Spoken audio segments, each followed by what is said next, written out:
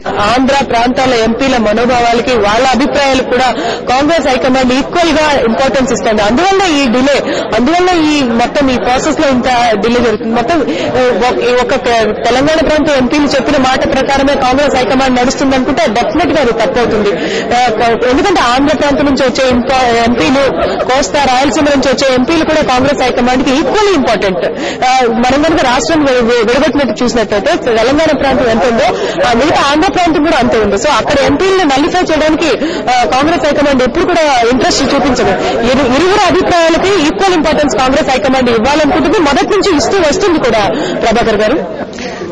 అరుణ, ధన్యవాదాలు. మనతో చర్చలో పాల్గొనడానికి తెలంగాణ రాష్ట్ర సమితి నాయకులు శ్రీ ప్రభాకర్ గారు, మీరు ఢిల్లీ నుంచి తాజా పరిస్థితి విన్నారు, అక్కడ ఆలోచన సరళి విన్నారు, వారి వైఖరి విన్నారు. చిదంబరం గారు కేసీఆర్ తో మాట్లాడారు, ఆయన ఏం మాట్లాడారు ఏమిటి అనేటువంటిది కూడా కోర్ కమిటీకి వారు తర్వాత చెప్తారనేటువంటి మాట కూడా విన్నాం కదా.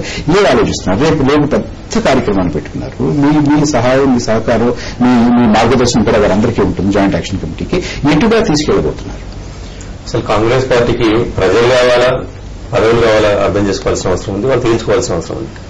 ఇవాళ కాంగ్రెస్ పార్టీ చేస్తున్నటువంటి ప్రయత్నం చేస్తున్నటువంటి విషయం చూసినట్లయితే ఎంతసేపు కేసీఆర్ గారిని దీక్ష చేద్దాం, ఏదో పద్ధతిలో చేద్దామనే దుర్మార్గమైనటువంటి ఆలోచనలు తప్ప అసలు ప్రజల డిమాండ్ దాదాపు 50 సంవత్సరాలు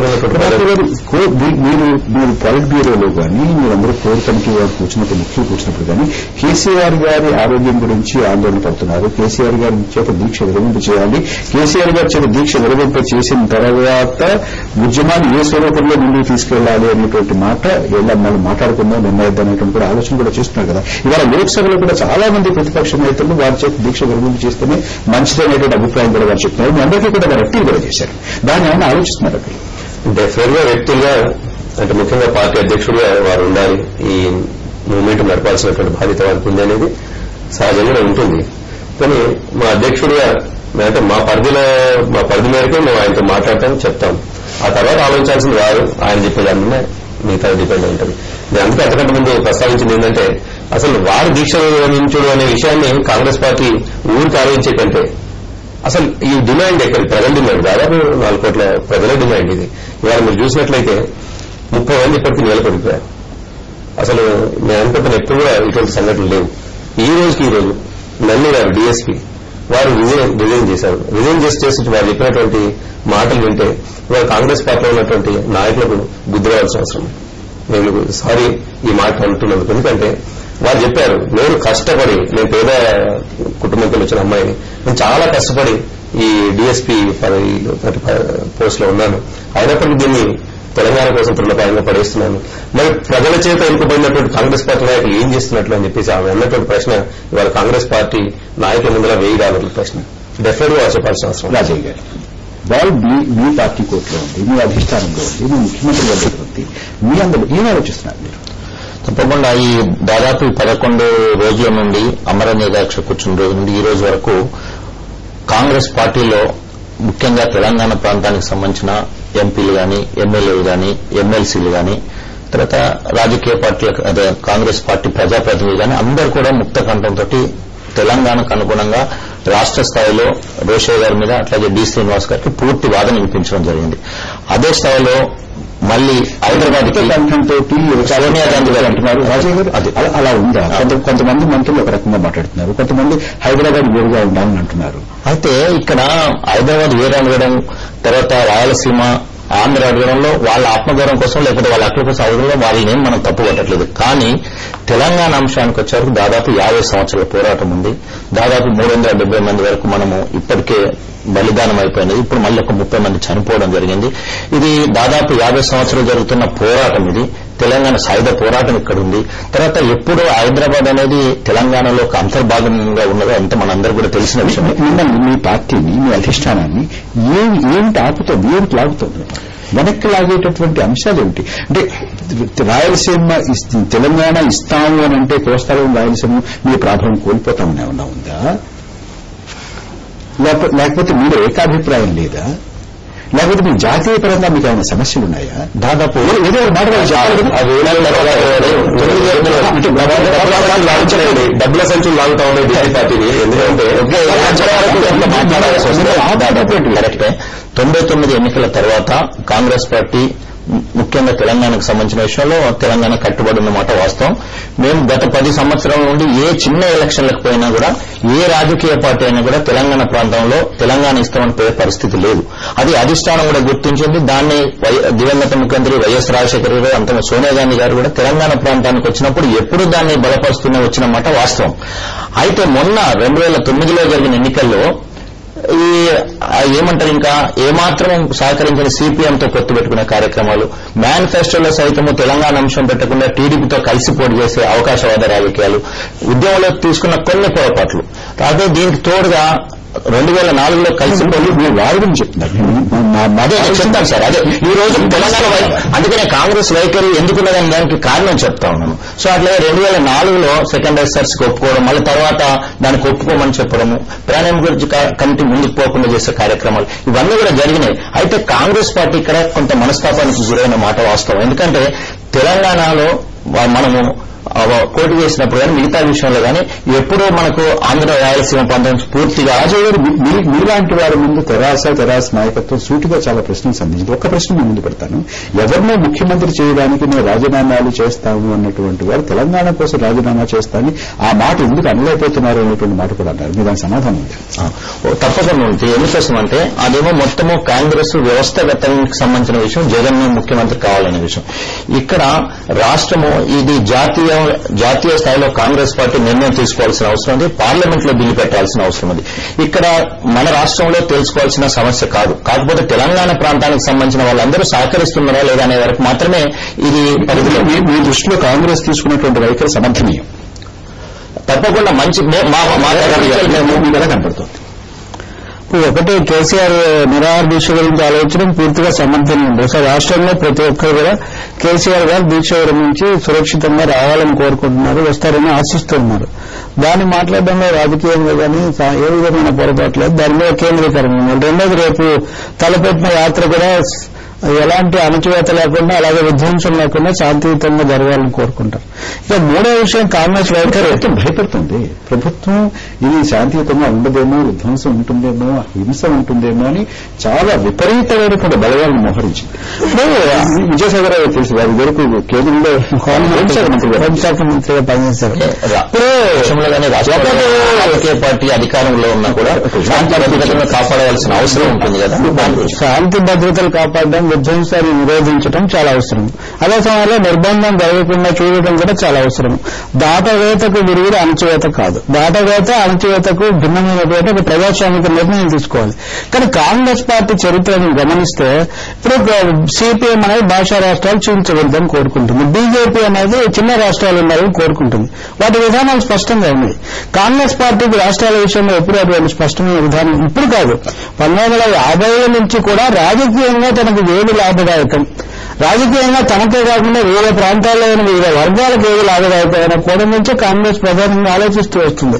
అందుకని దానికి ఒక విధమైన దాటవేత వైఖరి ఇప్పుడు కూడా 1999లో టీఆర్సీసీ ఏర్పాటు, ఇప్పుడు 10 ఏళ్ల తర్వాత మనం చూస్తే ఎన్ని మలుపులు, ఎన్ని పిలుపులు, ఎన్ని విరుపులు, ఇవన్నీ చూస్తే కనుక ఒక సూత్రబద్ధత కానీ నిబద్ధత కానీ ఇప్పుడు కూడా కాంగ్రెస్ తెలంగాణ విషయం తేలుస్తుందని ఆశించే వారు మొన్న సాయంత్రం ఎలా అసలు ఆశపడ్డారో భ్రమపడ్డారో నాకు తెలియదు. నేను ఇదే గదిలో కేసీఆర్ గారితో చాలాసార్లు, ఒకసారి చాలా ఇప్పుడు వారి ఆరోగ్యం బాగలేదు, కానీ ఒకటి సోనియా గాంధీ గారు ఎప్పుడు చెప్పలేదు కదండి, జూన్లో ఇస్తారు, డిసెంబర్లో ఇస్తారు, చెప్తూ వచ్చింది. మళ్ళీ వన్డే మ్యాచ్ కాదని ఇప్పుడు కూడా కాంగ్రెస్ వాళ్ళు అఖిలపక్ష సమావేశం పెట్టి మేము తీర్మానం పెట్టబోయడం లేదు, మీ అభిప్రాయాలు చెప్పండి, మా అభిప్రాయాలు చెప్పమని వాళ్ళ వైఖరి వాళ్ళు చెప్తున్నారు.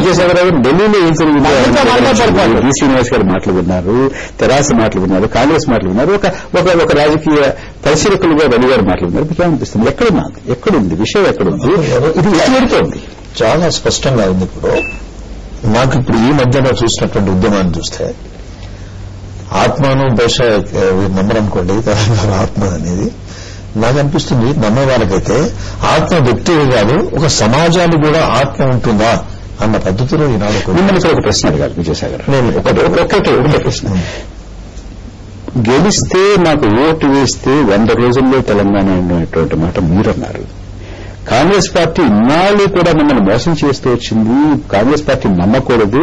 తెలంగాణ రావాలి అనంటే 119 17 లోక్సభ స్థానాలు, అసెంబ్లీ స్థానాలు మనం సాధించుకుంటే తెలంగాణ కాళ్ళ దగ్గరికి వస్తుందని కేసీఆర్ గారు మొన్న 2009 ఎలక్షన్లో ప్రచారంలో చెప్పారు. మీరు చాలా స్పష్టంగా చెప్పారు, వారు చాలా స్పష్టంగా చెప్పారు. అయినా కూడా వారికి 50 స్థానాలు ఇచ్చారు. మీరు ఆత్మ అంటున్నారు, ఎక్కడుంది? అందుకోసం నేను అదే చెప్తాను. దీని ఆత్మ అని చెప్పే ముందే ఈ ఎన్నికలు సమాజానికి కొంచెం విడమర్చి చూడాలి. మనం ఎన్నికలప్పుడు ప్రజలు సమీకరణం చూస్తారు, నా ఓటు వేస్తే ఎవరు గెలుస్తారన్నది. అసలు ఎన్నికల్లో మనం టీఆర్ఎస్ గానీ టీడీపీ వాళ్ళ సమీకరణం మళ్లీ ఒకసారి ఒత్తిడి తీసుకురావడం ప్రయత్నం చేస్తామని కలిసినారు. కానీ ఎప్పుడైనా జయతిరాగానే ఉన్నారా ఓటు ఎన్నికల్లో అనే అవకాశం లేదు. కానీ వాళ్ళు అవకాశం అంటే అనుకున్నారు పాపం. నేను ఏంటంటే ప్రతిసారి తెలంగాణ అంశాన్ని పేకాటలో జోకర్ గా చేస్తున్నారు మీరు. ఇది ప్రజలు ఇప్పుడు సహించడం లేదు. ఇప్పుడు ఎన్నికలు ఒకసారి నేను ఎంట్రీ వేసుకున్న 6 గంటలో నేను ఈ ప్రశ్న సమాజంలో వస్తుంది కాబట్టి అడిగాను. అదే నేను పేకాటలో జోకర్ ఎందుకన్నానంటే మేము ఓడిన తర్వాత మేము ప్రయత్నం చేస్తున్నాం. తెలంగాణ గెలిపిద్దాం అనుకుంటాం. మేము వదిలిపెట్టలేదు. మేము 3 రాష్ట్రాలు ఇచ్చినప్పుడు అట్లా ఉద్యోగం లేదు. మేనిఫెస్టోలో నేషనల్ గవర్నెన్స్ అన్నాం కాబట్టి మేము 3 రాష్ట్రాలు ఇచ్చినాం. ఇప్పుడు ఉన్నటువంటి పరిస్థితుల్లో కాంగ్రెస్ పార్టీ ఒకటి ఆలోచన ఉంది. మీరు లేదని చెప్పండి. ఇప్పుడు ఒకటి కాంగ్రెస్ పార్టీ అసలు స్టెప్ బై స్టెప్ చూద్దాం. అసలు మీరు అదే 2వ సింధు అంటే స్పష్టంగా లేదు. నరేంద్ర సంతకం పెట్టినాడు, కేసీఆర్ సంతకం, ఇవన్నీ ఏమైనా ఉన్నాయి.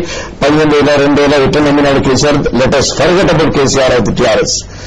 కాంగ్రెస్ పార్టీ మీరు ఆలోచించండి. కాంగ్రెస్ పార్టీ మీరు ఎప్పుడైనా సోనియా గాంధీ గారు తెలంగాణ గురించి స్పష్టంగా కరిమేరు ఉంది.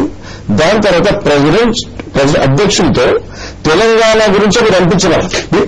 మీరు కాంగ్రెస్ వైఖరి స్పష్టంగా లేదు, సరైనటువంటి వైఖరి కూడా విజయసాయి గారు ఒక్క క్షణం.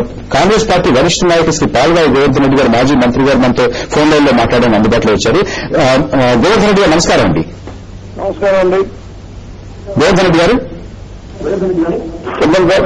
గోవర్ధన్ రెడ్డి గారు ఇక్కడ విజయసాగర్ రావు గారు, తర్వాత టీఆర్ఎస్ చెందినటువంటి ప్రభాకర్ గారు ఉన్నారు. కాంగ్రెస్ పార్టీ స్పష్టమైనటువంటి వైఖరి చెప్పకపోవడంతో వాళ్ళ ఇది ఇంతగా జటిలమైంది, ముందుకు ఏ రకమైనటువంటి దారి తోచకుండా ఉంది, స్పష్టమైన నిర్ణయం తీసుకోలేదని అంటున్నారు. ఒక స్పష్టత లేదా కాంగ్రెస్ పార్టీకి? అధిష్టానం గారు మీకు ఒక భిన్నండి. కాంగ్రెస్ పార్టీ ఎన్నడూ కూడా స్పష్టంగా తెలంగాణ రాష్ట్రాన్ని ఏర్పాటు చేస్తామని చెప్పలేదు. ఒక అవకాశం వచ్చిండే. కాంగ్రెస్ పార్టీ స్పష్టంగా తెలంగాణ ఇస్తామని చెప్పే అవకాశం ఉండే.